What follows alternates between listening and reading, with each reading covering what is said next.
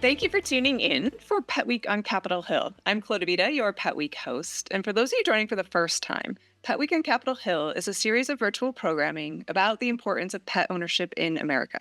Throughout the week, we'll learn all about new research and data, impactful programs, and pet friendly policies that strengthen the human animal bond and improve well being for pets and the people that love and care for them. Pet Week is hosted by the Human Animal Bond Research Institute, HABRI, a nonprofit research and education organization that works to advance the vital role of the human animal bond in the health and wellness of people, pets, cultures, and communities. I'd like to take a moment, thank all of our Pet Week on Capitol Hill sponsors who make this programming possible. And a special thanks to this session's sponsor, the Pet Food Institute, or PFI. PFI has been the voice of the U.S. pet food makers for over 60 years. Their members make the vast majority of pet foods and treats made in the United States. Through their advocacy and the work of their members, they help America's 186 million pets live longer, healthier lives. And now it's my pleasure to introduce our session speaker, Dana Brooks. Dana serves as the president and CEO for the Pet Food Institute. With over 30 years of experience across the pet food and agriculture industries, Dana is a trusted advisor in the pet food industry. Dana, thank you so much for being here to talk all about the PURR Act. Thank you so much. It's great to be here. I love this week, Pet Week on Capitol Hill. As a former congressional staffer, one of my first big events when I came on board 25 years ago, moved to Washington, D.C., was Pet Night on Capitol Hill. So it's really an honor for me to be able to be a part of it and as a sponsor now. Okay, Dana, let's start at the beginning. Tell us a little bit more about PFI and how the PURR Act came to be. Here at Pet Food Institute, we represent pet food manufacturers in the United States. The vast majority of them, and we employ about 35,000 people across 34 states and provide complete and balanced nutrition for the 86 million households. Pets are our dogs and cats and companion animals. Amazing. And the PURR Act, where did that come in? Yeah, PURR Act. That's the Pet Food Uniform Regulatory Reform Act. We did have a little bit of a competition in the office to come up with a name, and it signifies everything that we need as the industry, and we're looking to achieve with the legislation. And the reason for this is we've been operating under a century-old two-tier system that was both federal and state oversight. And it's created inefficiencies and market disruptions. Specifically, the outdated structure resulted in inconsistent state regulation of products, and it created confusion and inefficiencies for both the manufacturer as well as for the consumer. And then there were market disruptions that limited pet owners' access to preferred pet foods, and there were barriers to innovation, along slowing the introduction of new ingredients and products. Innovation moves really fast, and we're operating under a really antiquated system that Mhm. has prohibited opportunities that for products going to market that both are preferred by consumers, veterinarians, and your pets. So this legislation is really important for us to modernize the animal food regulatory system and ensuring again that consistent, efficient, and transparent oversight, which Mhm. isn't just important to us. Again, consumers have been asking for this as well. Yes, definitely a whole trend emerging. So it's great to see something stepping behind that. PFI, I know, has a huge commitment to safety. You mentioned innovation. How is the PURR Act furthering that commitment? We say every day here, our members as well as our staff, that food safety is our number one priority. And in food safety is also innovation. And if we're stymied from innovation, that could delay or slow or absolutely roadblock even food safety measures. So our members are dedicated to advancing nutritional science and ingredient innovation to support healthy, long lives for companion animals. So important to us. So much research out there on the importance of human animal bond. It's important to our health and well being. So it's our job and our responsibility to create that pet nutrition that is good and healthy for our pets as well. So it's symbiotic. We need to take care of them because they do more for us than we can even possibly imagine. But even while this relationship between people and pets are involved, the regulatory system has not. I mean, it's incredibly frustrating. We're a 21st century consumer facing industry, and we are just requesting and asking for and advocating for a 21st century regulatory framework to put under, give FDA the ultimate jurisdiction, which they already have, but take away that inconsistency and in states and the uncertainty as well for our makers of pet food and for consumers. Yeah, I think uncertainty is huge because I think people don't know what they don't know a little bit. And this would help clear up so much of that. I didn't know until I was here, I'll be honest. I believe it. When we look at everything related to PFI, all of your members, the economic impact of everything you're doing, including the PURR Act, is must be significant. How say more about how we can view that? This industry, pet food manufacturing, has really grown. I mean, I've been at Pet Food Institute for almost 8 years, and we've doubled in size in economic value. We're at over $65 billion industry today, and beyond manufacturing, pet food industry plays a vital role in rural economies and U.S. agriculture. According to 2025 pet food production and ingredient analysis we sponsored, manufacturing purchased $13 billion in farm products for pet food for ingredients just last year. This demand generated an additional almost $10 billion in supplier purchases and over $7 billion in downstream services. So we just see that giving back to the economy, giving back to rural America, giving back to agriculture, which is really important to me as well as many of our folks. And we are in our manufacturing is really predominantly based in those rural agrarian counties and areas. We want to be close to the supply chain, and we're a high value add to agriculture. We're byproduct or a co-product of human food, so it's really important for where we are located. And we do see how we give back and we support those communities as well as the economy. But by sourcing locally, this is important to us. Farmers, ranchers, and fisheries nationwide support. We support thousands of jobs in agriculture, manufacturing, and logistics as well. Wow. So this it's significant the way it impacts the economy, both nationally but also locally with the local Absolutely. sourcing that you mentioned. So if we get a little bit more specific into what the consumer will see, what is it that the PURR Act will do and will not do? What will the consumer see? Sure. There's been a lot of misinformation about the PURR Act, so but thank you for asking that question and set the record straight.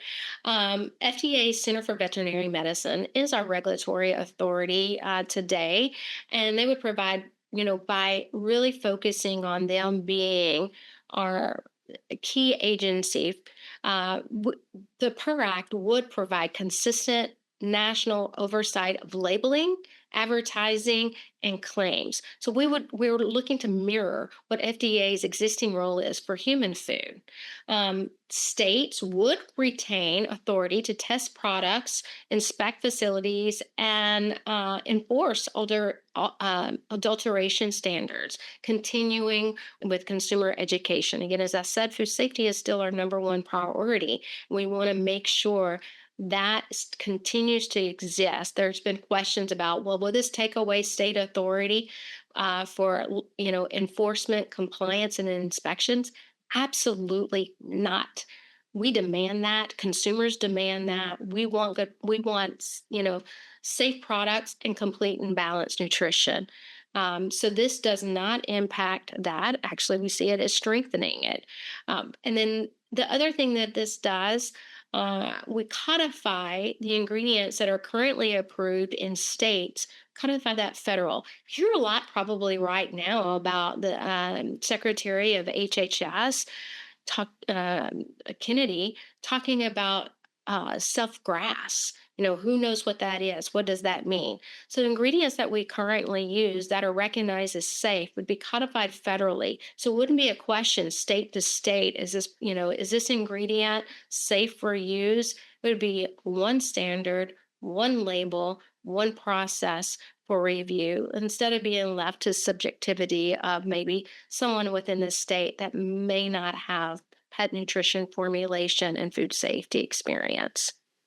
And that sounds like I feel like the consumer who's now walking down an aisle and looking at pet food labels and trying to make a decision, it simplifies what they need to know. It's Absolutely. Yeah, we've all been there when we've gotten a new pet and we walk in the store and you're used to buying maybe one product for your senior adult inactive dog or cat.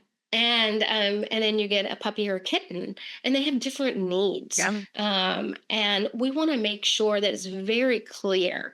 And so, included in the PURR Act is something that we've been working on for more than a decade in coordination with states and FDA to create a modernized label that when you walk in a grocery aisle is very clear. Is it dog or a cat? Is it for an adult or a kitten? Is it for active or inactive? Plus, creating nutrient facts box and the nutrition facts box that you're used to seeing on your human food. So we want to mirror a lot of that on pet food. And let's face it, a lot of times we're buying our human food in the same stores that we're buying our pet food. One stop shop, I'm all about it. So, it's like, let's make it look like that. So you're very comfortable getting that box of cereal, you know how to look at it and you're comfortable with that it is. And when you get the pet food, you're looking at the same things. And so it creates some consistency and understanding because it's so overwhelming. And again, going back to human animal bond, um, my grand dog is very important to me, and so I want to make sure she has the best nutrition.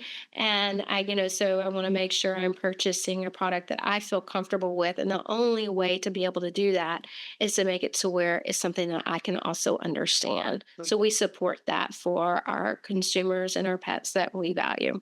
Yeah, and that feels very of the times, like you mentioned, the evolution that's happened and how regulatory is behind that. And something Right. like this feels like, of course, as a pet owner, a pet parent, I want to do the best. I want to choose the best, but I also want to understand the choices.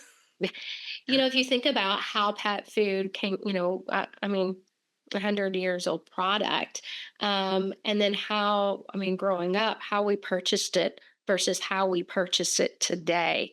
I grew up on a farm, so our animals were outside mostly. Maybe they ventured inside, but today, again, we want our pets to live longer, healthier lives because we recognize that importance to our health.